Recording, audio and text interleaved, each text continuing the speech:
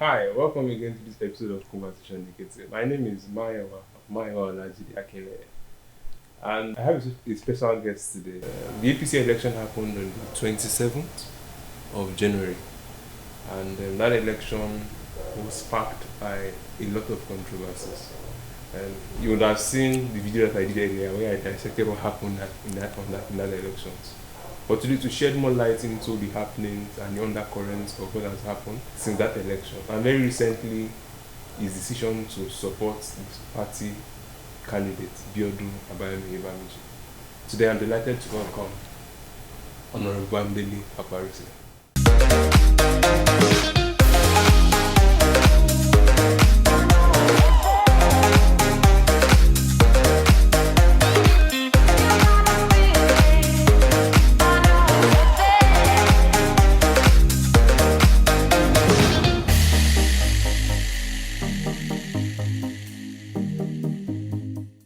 My name is Bamidele Faparusi.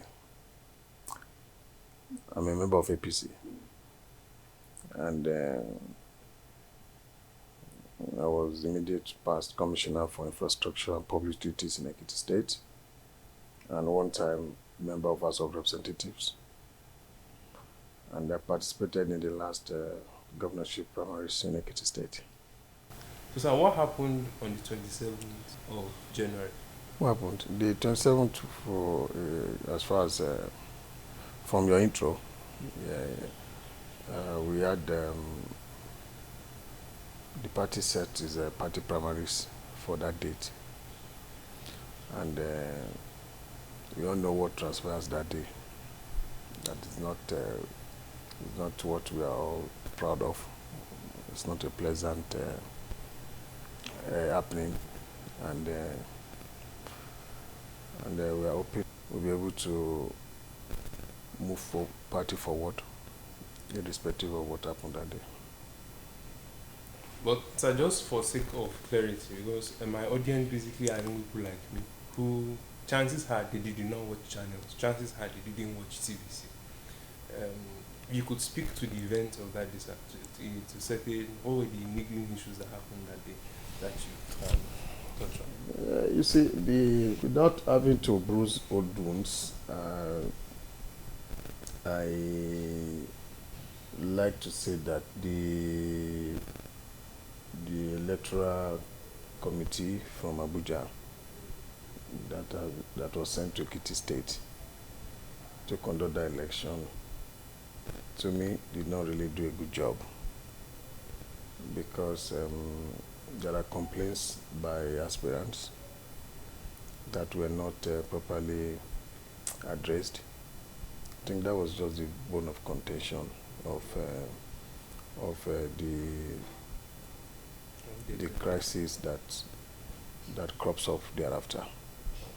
Otherwise, I mean, we are all family, and we expect that only one aspirant will win the candidature of the party, and we are all very optimistic to play along with the process, and so that the party can have a robust primary that will be like a carnival stuff. Everybody will be happy. Exactly.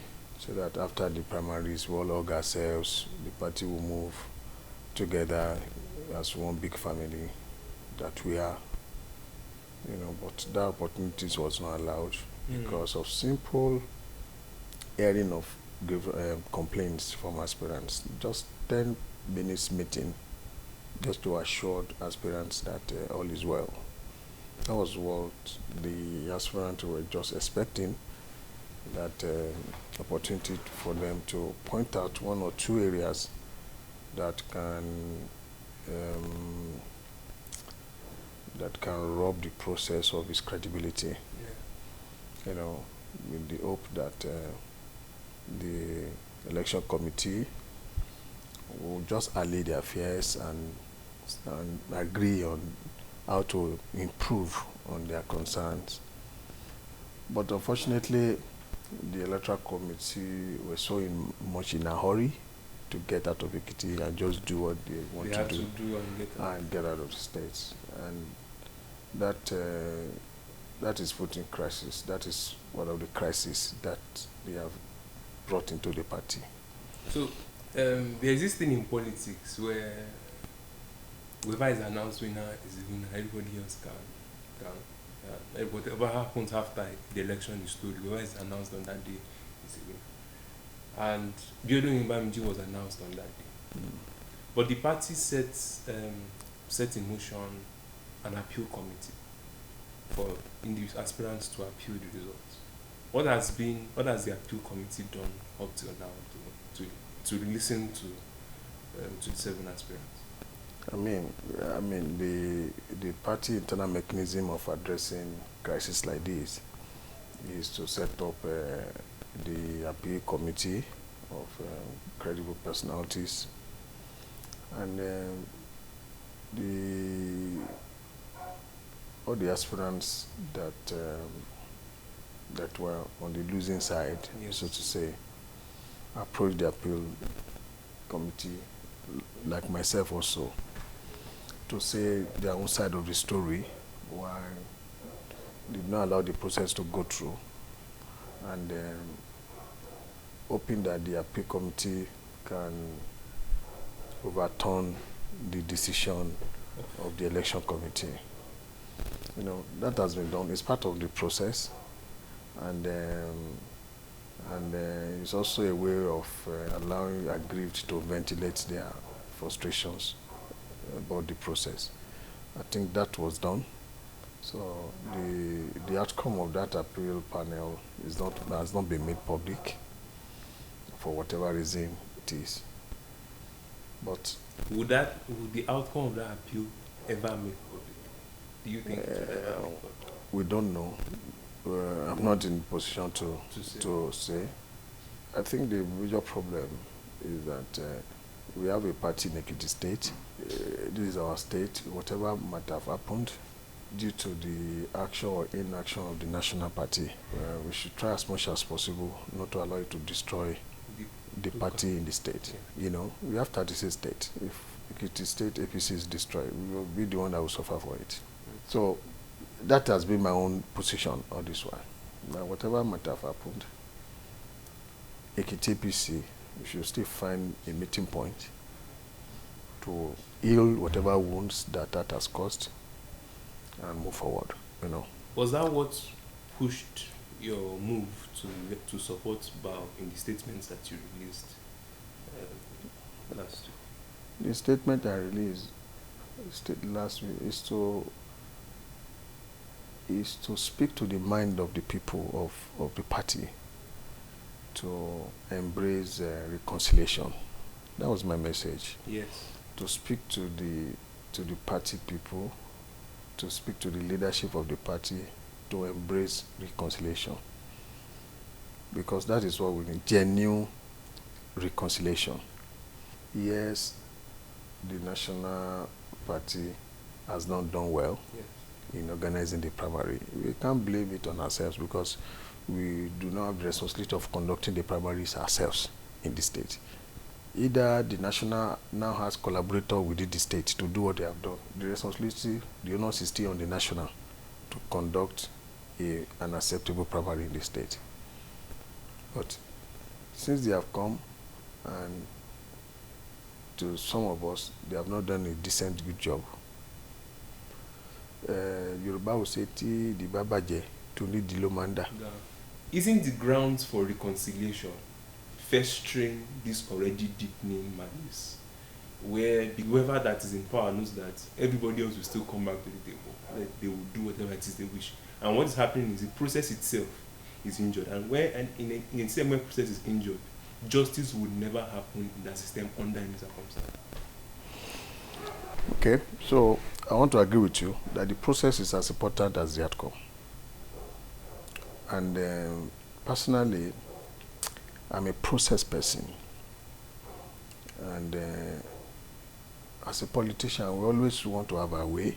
Yes. We always want to take advantage of one another. Yes. And that is politicking. That is nothing bad about that. Really. There's nothing bad about it. If I have advantage, I'll take it. If I have advantage. At the expense of process. No. I will take advantage, but not at the expense of process. Yes. That is the condition. You know, within the process, you can still take advantage within the process, and that is what happened in Ekiti APC primaries. But the complaint of the other aspirants was that, to the point that the advantage is becoming undue. It's becoming undue. And that will have just, of course, we know if you have the advantage, you take it.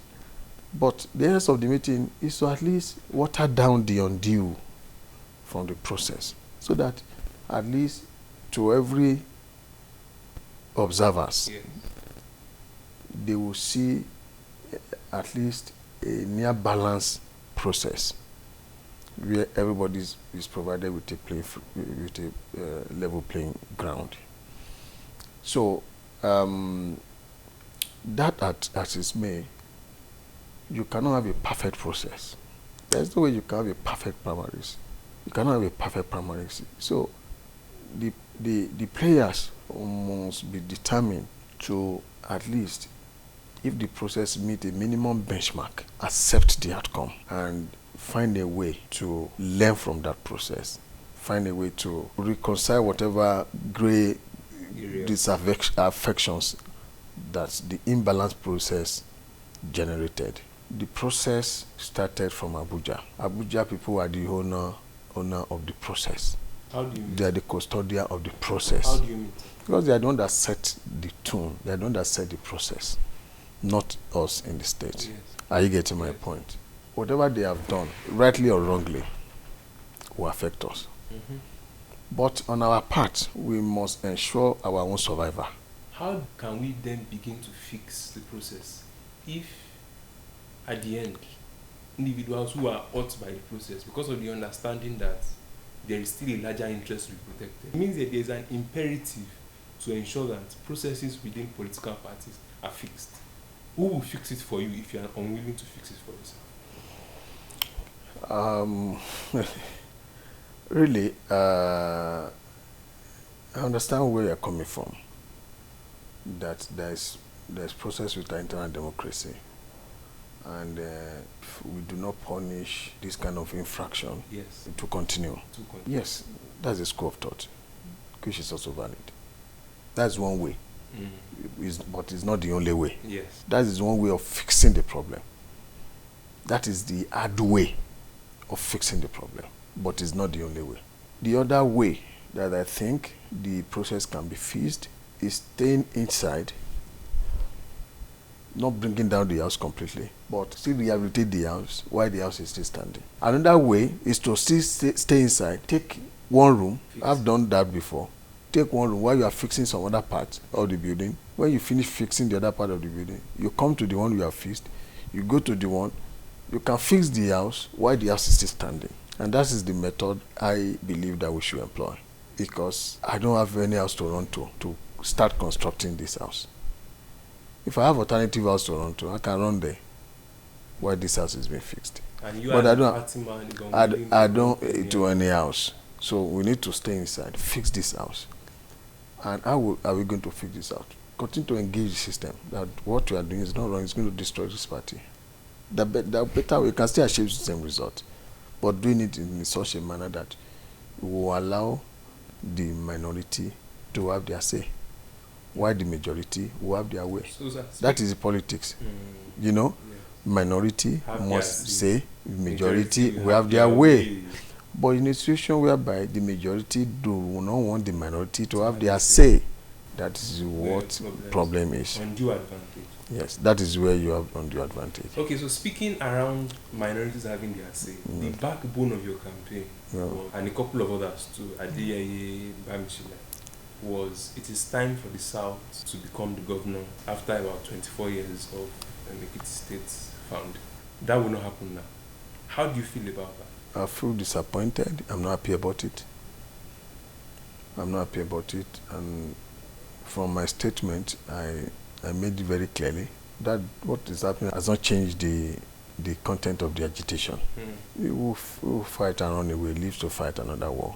We see God preserving our lives. We still have generation coming. I know it will not continue like this. To be on record that some of us spoke out. To be on record that we did not just keep quiet. We were not collaborators in this. So it will be on record. And that was my point. And that remained my point. But it's not just the governorship. After the governorship, I prayed that my party wins this election. We should be able to at least negotiate for the South. Not for any individual, but negotiate in the interest of the South. If we do not have, what can we have in lieu of the governor that can be commensurate with the injustice happening in that central district? So what specific things will you be negotiating for? We can speak to specifics. No, when you talk about specifics, it's not just the governor is just one of the positions. You have other political offices that are also can be used to pacify the people of the South. I get my point. I don't want to start mentioning positions, but we know in the political field. For example,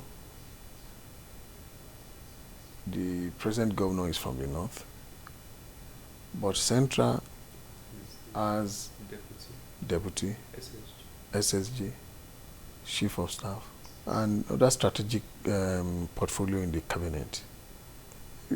So, if you look at in the real sense of it, presently the power even resides in the central, not even in the north where the governor comes from. The power in the state resides in the central, not in the north where the governor comes from. So yes, governor, good, but when you concentrate other political offices in under centralism, you also give that centralism some level of power and opportunities. My point here is, isn't it wise, or wouldn't it have been wiser to have made those negotiations afore, like you have those negotiations established before we move on? It's not issue of wiser or not wiser. You don't have to be selfish. It's not. This is not about selfish. But somebody else was. This is not about selfish. But somebody else was selfish. Yes, two wrongs does not make a right. Because somebody is selfish, must you not be selfish? So two wrongs will not make a right. So do what is right. That is the most important thing. Choose to do what is right, irrespective of you that people are not doing what is right. Yours is not to follow suit. Yours is to do, identify what is right, and do it. It may hurt you. It may not be to your advantage, but is it what is right? If it is what is right, do it. That is my principle in life. There was a meeting yesterday, APC stakeholder meeting, and the governor said there will be a reconciliation committee that will be set up to engage with all the aspirants. I think that is when this discussion can then begin to come up. It's not about those individuals. Myself, Bafem. No. It's about their followers. They have followers. They have followers that can turn the election right or left. So, if they say, okay, we are not aggrieved, we are okay, but if their followers are not satisfied, the party has still not achieved anything. So, the followers are the one that probably has to be pacified, and they can only be pacified if the principal has something to show them that I'll be pacified with this. This is like work in progress. Yeah, so it's a work in progress. I think a first step has been taken. All right. And I believe that in coming days, other steps will continue to unfold. All right, so as we wrap up this discussion, sir, why do you think that we should support Biodun Oyebanji to become a state governor? Or young people? Yes. They're supporting the party. You see, yes, every individual has their vision, but the party has the manifesto.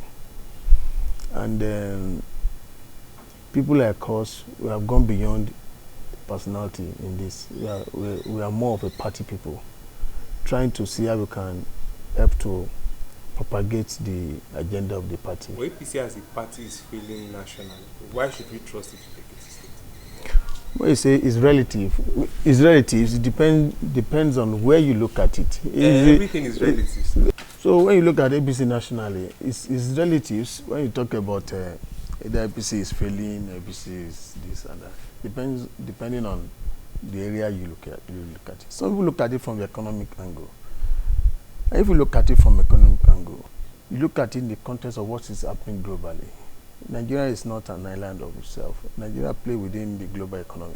And what is happening globally will definitely happen. There is no shortcut about it. And when you see what is happening, when you compare the economy of Nigeria with other countries, even developed countries, in terms of growth, in terms of other indices, you will know that we are doing well. But when you compare with maybe years where the economy growth is global also, where every economy is growing, some are growing at 7%, some are growing at 13%. Maybe at that time we are growing at maybe 3-4%. Yeah. Yes, Nigeria will say our economy is growing, but in the context of the global economy, we may not be doing well. But now, when you see a lot of economy going into recession, and Nigeria is trying to stay above recession, Nigeria is doing well in the context of what is happening globally. But locally, we may not see it. We may feel that things are hard. From my own side, when it comes to investment in infrastructure in the future of this country, APC has done better than what we have done in these 8 years. It's far better, it's far robust than what PDP has done when they were there for more than 16 years in terms of building infrastructure that will move us to the next level of economic development. So, in Ekiti, where we see what we are doing in Ekiti, I'm trying to bring you back home. Yes. That you're asking me why Oyebanji. It's not, Oyebanji is not is the foreman. He can't do anything on his own. Can't do everything alone. You see what FIME administration has tried to do to redefine the Ekiti economy, to rebuild, to relay the foundation for the future of the state economically. We have to move that forward. We cannot allow that to slip away again. Because each time we have this opportunity, 4 years, another government comes, we pack whatever has been done aside, we start all over again. That's why when you look at other states that we were created together, we are the most backward. Yes. Go to on all indices. On all indices. Go to the indices that was released 2 days ago. In the overall interest of Ekiti State, you know, we must look beyond what happened at the party primaries and move the state forward in the overall interest of Ekiti. You know, I believe strongly that Oyebanji will not throw away what FIME has started in Ekiti State. I believe very strongly, even if you want to do that, the system, the party may not really allow him to do that. So that is one reason why we must vote for APC in this coming election. Not just because, it's Oyebanji, someone else. But as a party, we have a program that has been developed, a model that has been developed by this party that we must allow it to push through for the state to have a sustainable future. Thank you very much, sir. It was very enlightening speaking to you. Thank you. And I'm sure that young people across Ekiti State too will be grateful for this opportunity to hear from a versatile and erudite leader such as it. It's a pleasure, sir. Thank you, my brother. Yes, God bless you. That's it on this episode of Conversation Ekiti. I am still your host, Mayowa Olajide Akele. I'll see you in the next episode. Bye. Thank you.